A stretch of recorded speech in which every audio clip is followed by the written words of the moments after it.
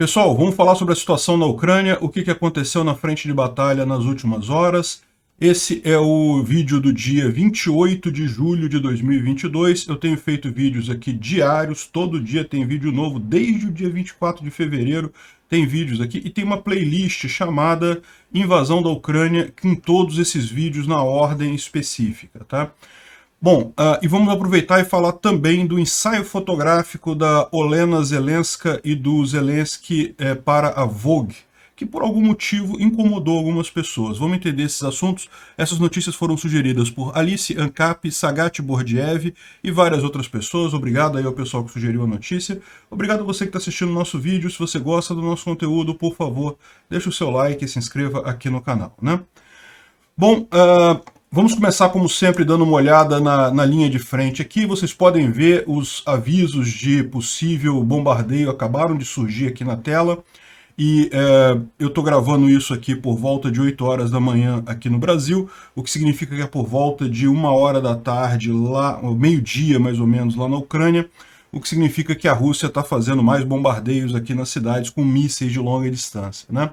É lógico, o alerta não quer dizer que todas essas localidades serão atingidas com mísseis. A questão toda é que a Ucrânia não tem como saber para onde estão sendo direcionados os mísseis, então ela faz o alerta em várias cidades e daí as pessoas devem buscar os abrigos para evitar um possível ataque de mísseis. A maior parte das vezes o alerta é feito e as pessoas procuram um abrigo e não acontece nada, o míssil acaba passando para outra região, outra cidade, ou é destruído pela defesa antiaérea.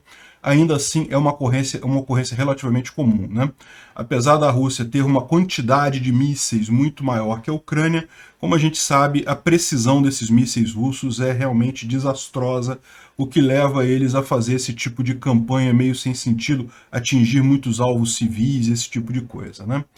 Bom, no resto aqui da frente de batalha não teve nenhuma mudança aqui próximo a Kharkiv. A gente teve algumas poucas boas notícias aqui, não é uma coisa excepcional, mas é uma boa notícia, não deixa de ser. Os ucranianos retomaram parte de Borodishne, essa cidade estava totalmente no poder dos russos, os ucranianos retomaram parcialmente ela.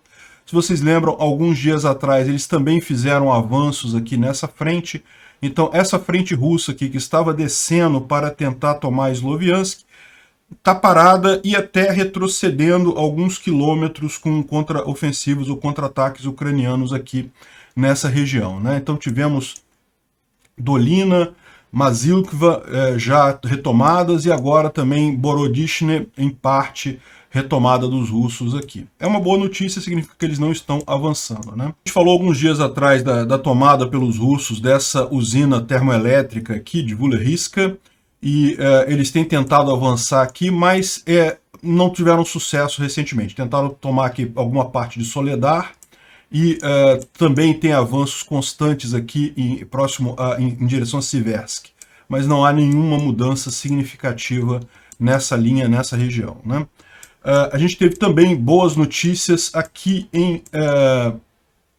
na região aqui de Kherson, em que os ucranianos conseguiram retomar essa parte toda aqui, né? Eu tinha mencionado ontem no mapa para vocês, eu falei, olha só, se eles tomaram essas duas cidades aqui, é muito provável que essa outra cidade aqui também esteja já no controle deles, e de fato, hoje há a correção aqui do mapa, mostrando que toda essa área aqui, antes formava uma espécie de gancho aqui, a ponte ucraniana ultrapassando o rio Ingulets, né?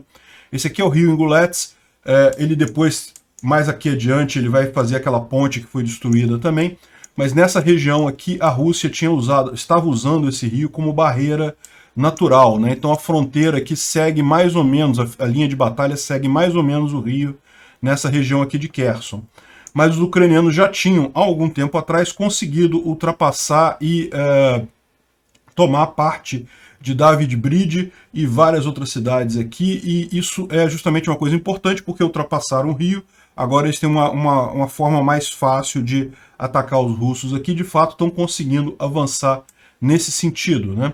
A ideia deles certamente é tomar essa via aqui, ó, essa via principal aqui, que é muito usada pelos russos para suprir essa parte norte aqui do Oblast de Kherson, né?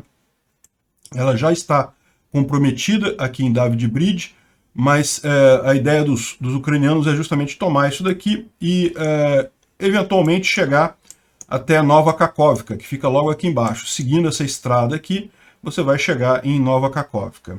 Bom, além dessas boas notícias aqui na frente de batalha, a gente tem alguns outros tiros de HIMARS. Isso aqui é em Donetsk, conseguiram atingir um depósito de munição grande pelo visto. E aqui foi em Mashzavod. Também aqui na região de Donetsk, aqui na verdade é Luhansk, né? Aqui já é Luhansk.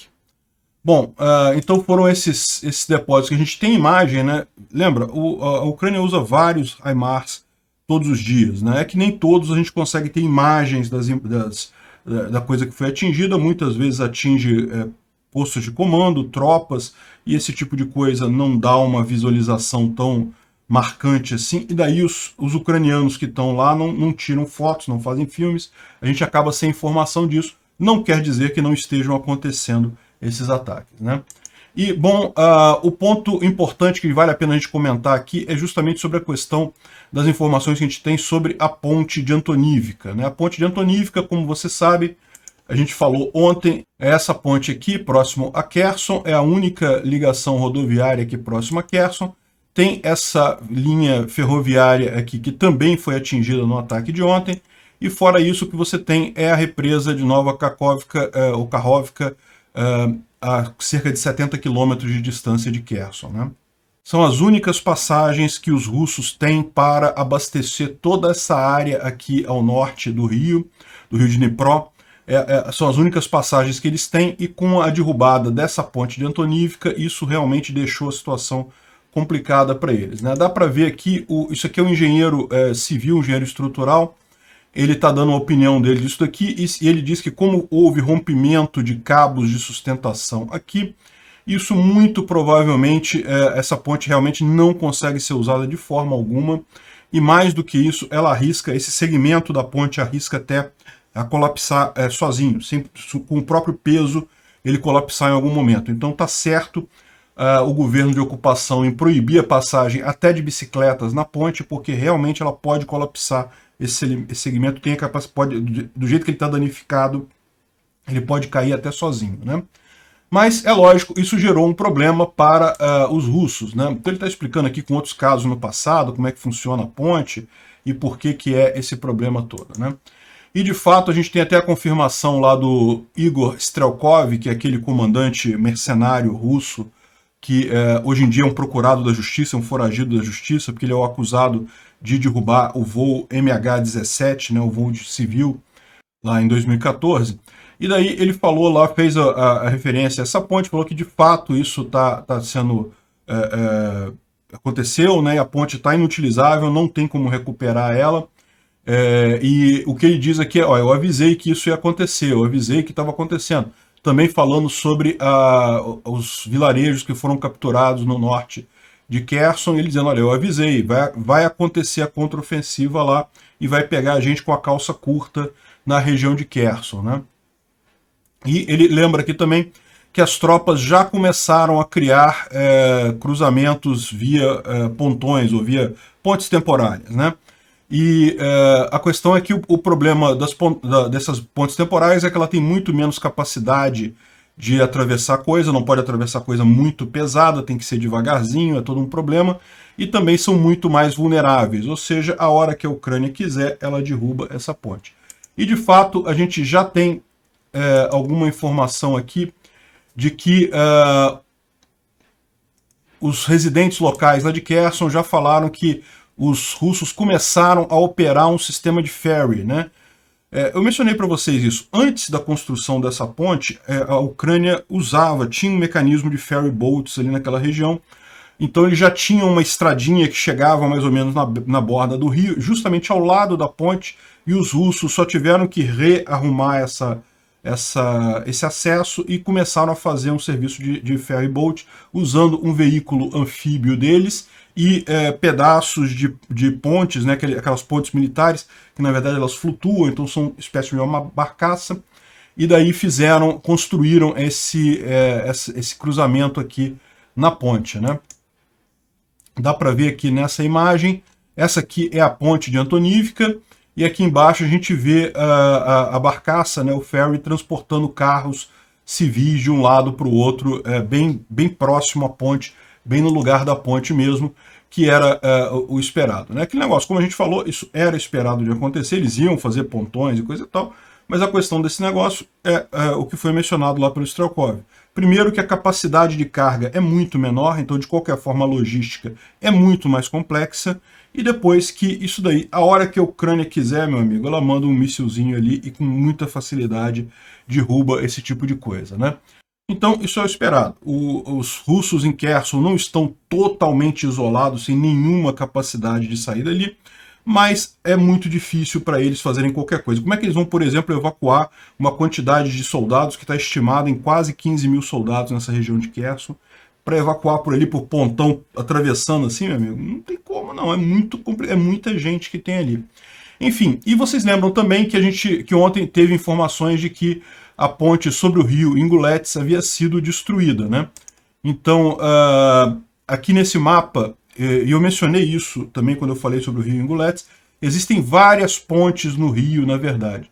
Só que dessas pontes, a principal era essa daqui, era a ponte que tinha maior capacidade. Ela está fora de combate também, ela não tem capacidade de atravessar grandes caminhões ou tanques pesados e coisa e tal. E aqui o Defmon, ele trouxe para a gente uma visão geral de todas essas pontezinhas que tem aqui no rio Ingulets, e essas vermelhas são as que estão totalmente destruídas, as amarelas elas não têm capacidade de transitar caminhões e equipamentos pesados ou estão danificadas. Isso aqui, lembra, essa guerra já está acontecendo há algum tempo, então essa ponte é a maior delas, foi destruída agora. Essas outras pontes menores aqui, no final das contas, elas acabaram também durante a guerra sendo atingidas, né? Repara que ele aponta uma ponte aqui que ainda está em condições de trafegar, que ainda está operacional. Seria essa ponte aqui, ó.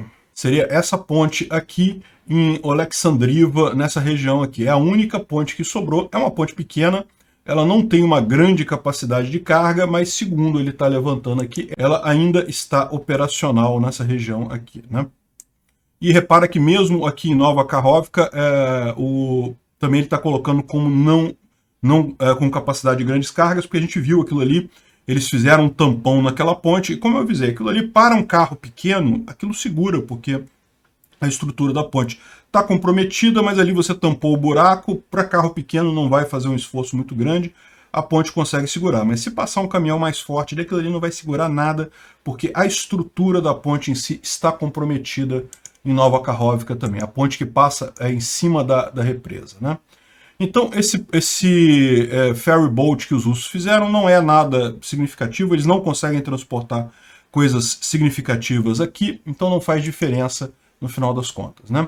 Bom, temos um tema polêmico hoje, polêmico na cabeça do pessoal que já é meio russete no final das contas. Isso aqui é uma coisa perfeitamente razoável e só deu espaço para o pessoal que já é pró-Rússia e às vezes estava meio enrustido, né? Aí o pessoal tá vendo, olha que absurdo, fizeram um ensaio para Vogue no meio da guerra e coisa e tal.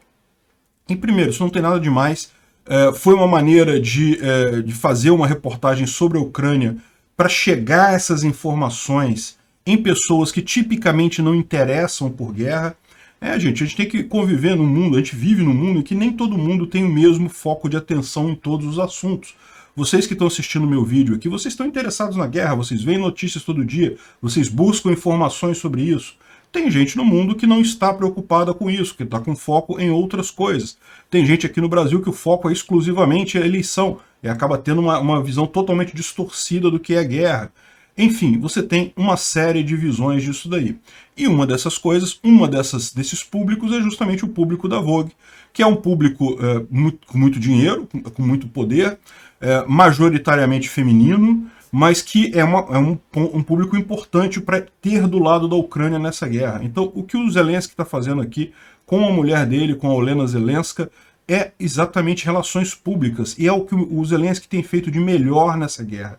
A Ucrânia está na situação boa que está, justamente porque o Zelensky, quando começou a guerra, ele deixou o planejamento militar da guerra com o general dele lá, com o secretário de defesa, como tem que ser mesmo, são os militares que entendem desse troço, não é presidente eleito que vai saber gerenciar povo na guerra, vai gerenciar exército na guerra.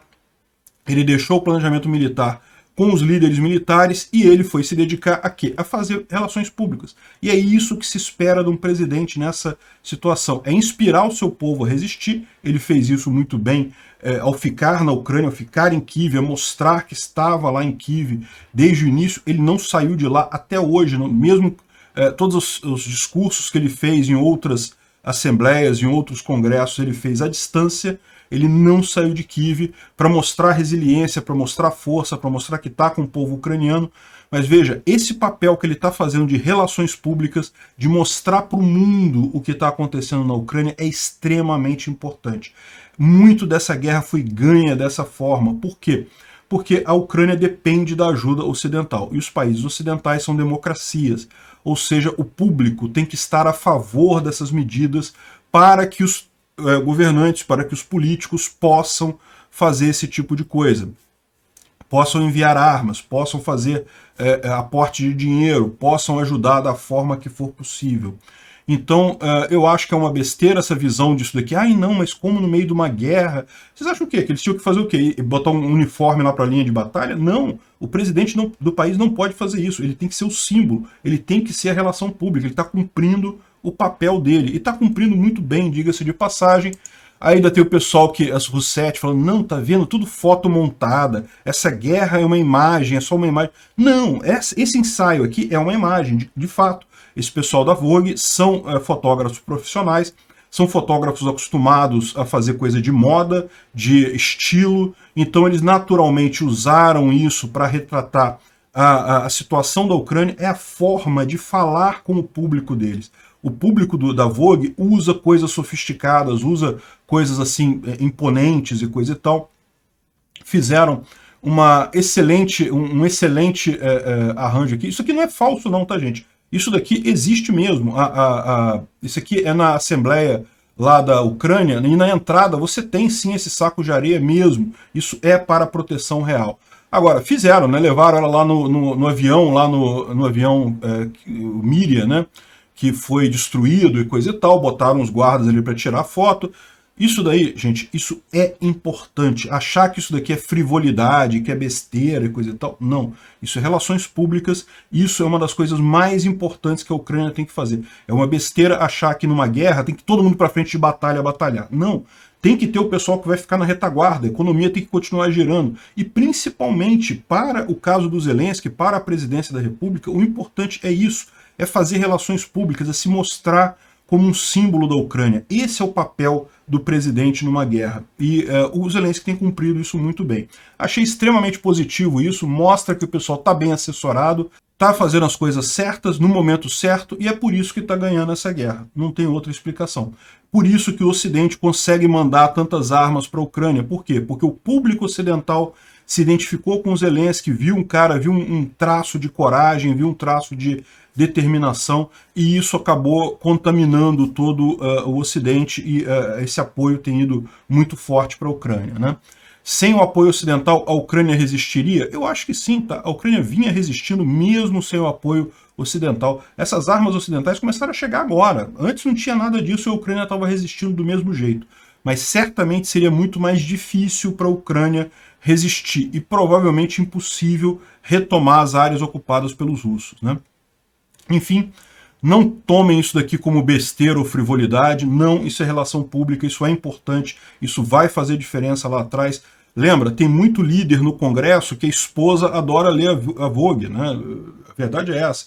E tem muita mulher poderosa também que gosta de ver a Vogue. Então, ou seja, no final das contas, achar que esse tipo de coisa é desperdício de tempo, coisa e tal, está redondamente errado, né? O que você vê acontecer é justamente as Roussetti enrustida, que ficava assim, não vou falar, não. Aí senti, nossa, que absurdo, como pode? O ensaio surreal da mulher de Zelenska, aliás, está errado, né? Zelenska, eu não entendo nada de ucraniano, mas pelo que eu percebi, o sobrenome eventualmente se conjuga lá na Ucrânia, né? Então o Volodymyr é o Volodymyr Zelensky, e a mulher dele é Olena Zelenska. E então ele fez alguma confusão aqui, né? Mas dá para ver que é Rousseff enrustido, né? Com surreal, ensaio. O que tem de mais? O que tem de surreal? O que tem de estranho nisso daí? Relações públicas, normal, parte da guerra, extremamente importante, vai atingir um público fundamental, que é um público que está até aqui alheio a essa guerra toda, né?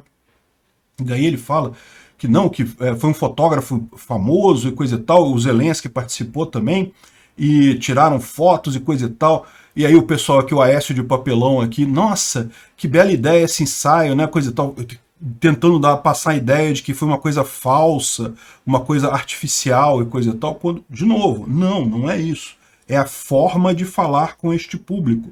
Este público é significativo, esse público é grande, esse público toma decisões nos países ocidentais, então é papel do Zelensky e da Olena também, que aliás ela tem se mostrado muito mais recentemente, né? De fato, no início da guerra ela ficou mais reclusa, com os filhos e coisa e tal, mas ela tem agora sido mais ativa, o que é uma coisa positiva, provavelmente justamente para tentar atrair o público feminino, atrair o apoio feminino à guerra, né? Então, achei muito bacana, achei extremamente válido, e é isso daí mesmo. Cadê o Putin? Onde é que o Putin tem? Cadê a mulher do Putin? Onde é que ela aparece nas fotos? Isso daqui é o que tem feito a diferença para o Zelensky esse tempo todo. Destacar a imagem dele como o oposto do Putin, né? O Putin é aquele cara que fica lá numa mesa enorme, com não chega perto nem dos generais dele, e o Zelensky não, tá aí tirando foto com um monte de gente, uma situação de ser humano normal, né? Bom, a